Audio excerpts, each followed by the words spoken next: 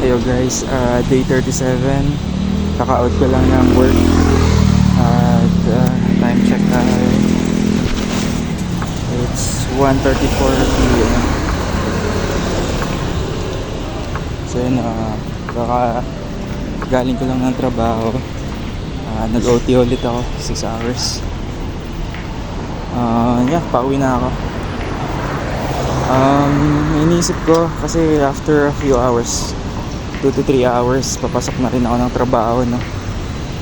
Doon pala ako nagpahinga sa office. Uwi lang ako para maligo. Tawag dito, inisip ko kung dadaan pa ako sa track 1 driving school kasi kukunin ko yung certificate. Tagal ko na kasing iniisip yun. Pero iniisip ko yung oras, baka langanin.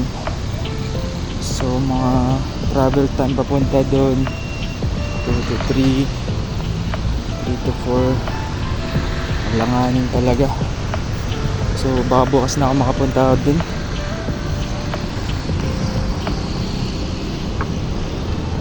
Message ko na lang sila.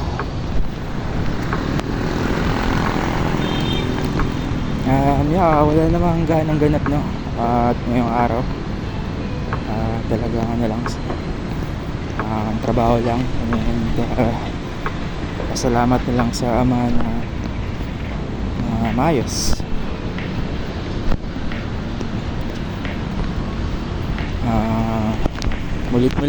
Paulit-ulit lang, no? Kailangan nating magpasalamat sa Ama sa mga biyaya, maliit man o malaki. Makita natin yung pamilya natin nasa malayo na maayos ang kanilang kalagayan, ang kanilang kalusugan, ay kumbaga pasalamatan na natin yun, no? Kung meron mang biyayang ibibigay sa atin, malaki man, ay pagpasalamat din, at kung maliit man, pagpasalamat din.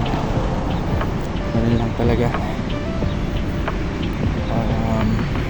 Iwasan lang natin maging mayabang, maging mapagmataas, mapanghusga, sa bawat pagkakataon hanggat kaya nating ibigay ang tulong, kailangan natin tumulong, no? Wag lang tayong tumulong na walang-wala na din talaga tayo, ay pinipilit nating tumulong, ay hindi rin po maganda yun, kasi tayo naman yung mababaon sa utang. Kumbaga, kaya nga po kailangan din nating kumayod para magkaroon tayo ng resources or pera para may kakayahan po tayong tumulong sa iba. So, papasalamat ako sa Ama dahil sa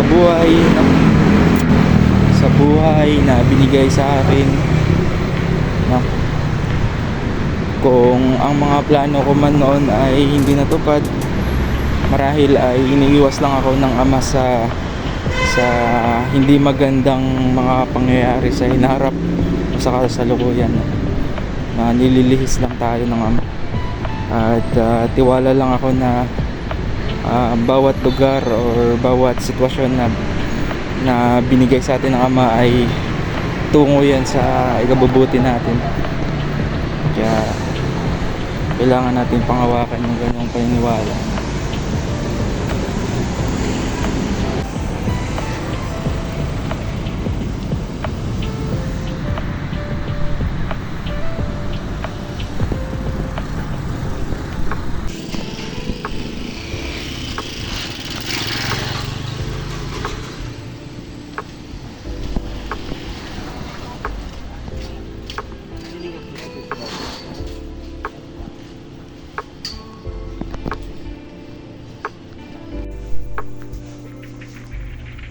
Yo guys, dito na ako sa bahay at dumating ako mga 20 minutes ago.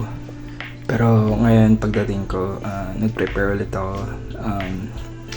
Nag half bath lang and then punta na din sa trabaho na. Doon na din ako kasi ako medyo tumambay kanina at nagpahinga. So okay naman ako. At kumain na din ako. So, day 37 na. At, papunta akong trabaho. So, pagdating dito sa bahay talaga, nagbihis lang. Hindi ko siya nare-recommend sa iba, pero no choice eh. So, kailangan mag-grind eh. So, yeah guys. So, papasok na sa work.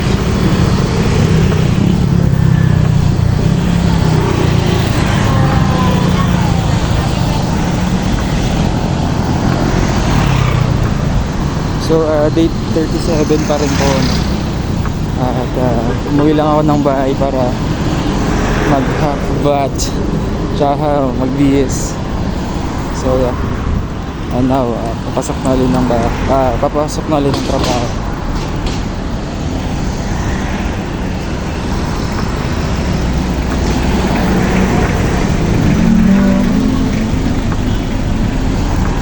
Hindi siya recommended na, pero wala.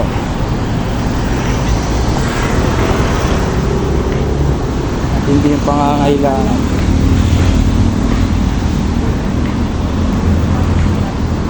Kasi nga, as much as may opportunity, no, grind lang ng grind.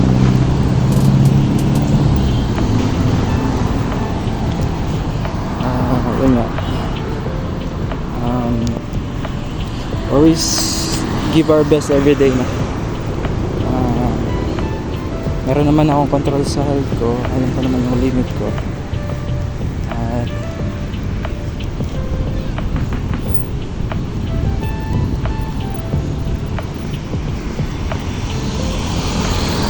kayang-kaya naman.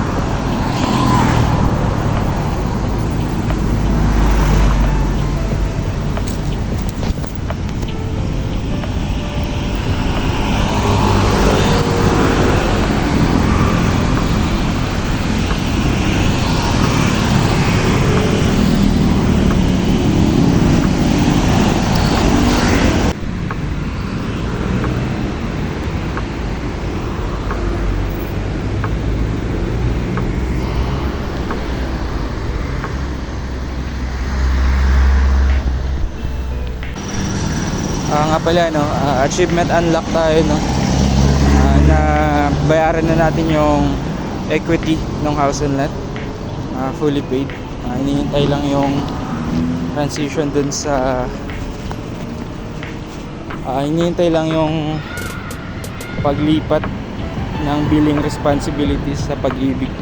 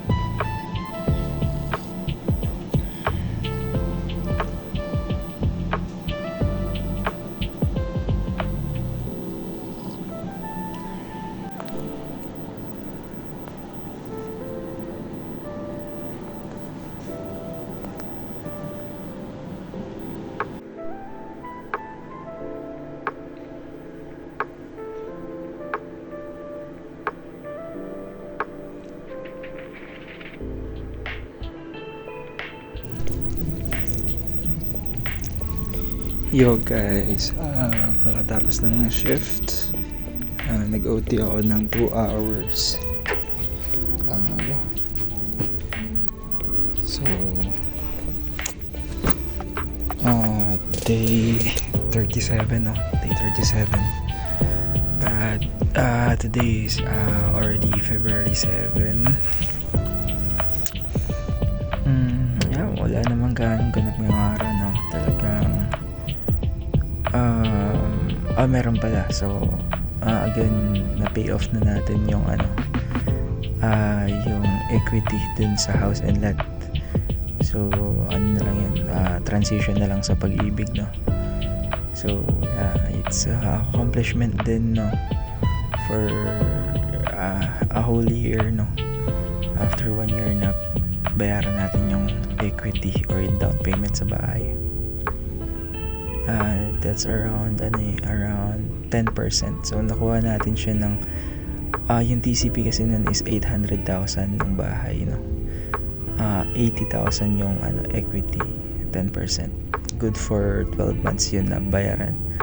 So yun, na-fulfill natin yung 80,000. Yeah. Looking forward ako sa bahay. Maybe sana by December ma-turn over sa atin yun. Bali ngayon, hinihintay lang natin yung pag-process sa Pag-ibig. Tapos doon na tayo magbabayad sa Pag-ibig for the next 15 years na. Ang gagawin ko doon is papaupahan ko na lang din yan. Papaupahan.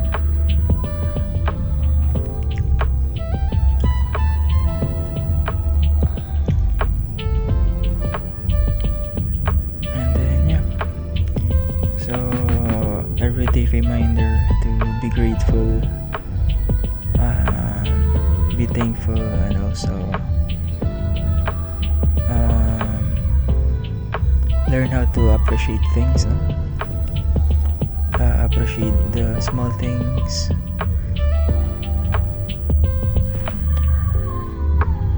So yan, always be kind, always be humble, no? Always be a good role model, no? And yan.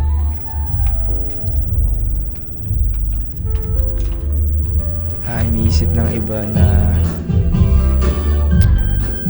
ng iba na kindness is a form of weakness, no? Hindi, actually righteousness is a form of strength talaga. What will prevail in the end is righteousness. So yeah guys, magpapahinga na muna ako, no?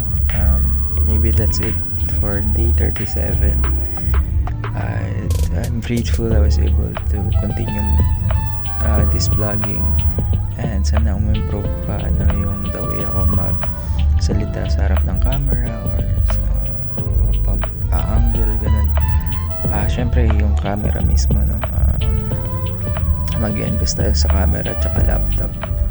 So paunti-untiin natin yan.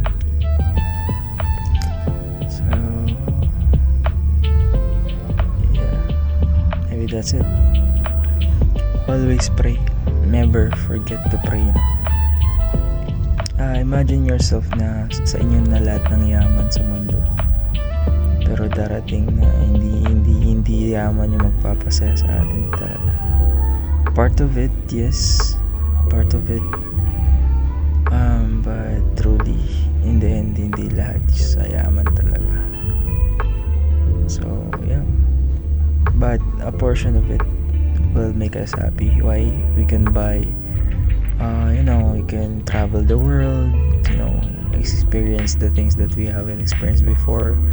You can do that if you have money, So yeah, talagang if you have more money, you can have happiness, but not entirely. Abot sa oras na magsasawa ka rin i-spend yung, diba, yung pera mo.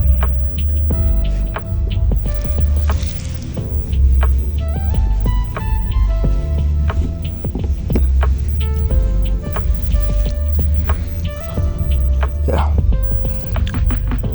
that's it for day 37, guys. Bye bye, love you all.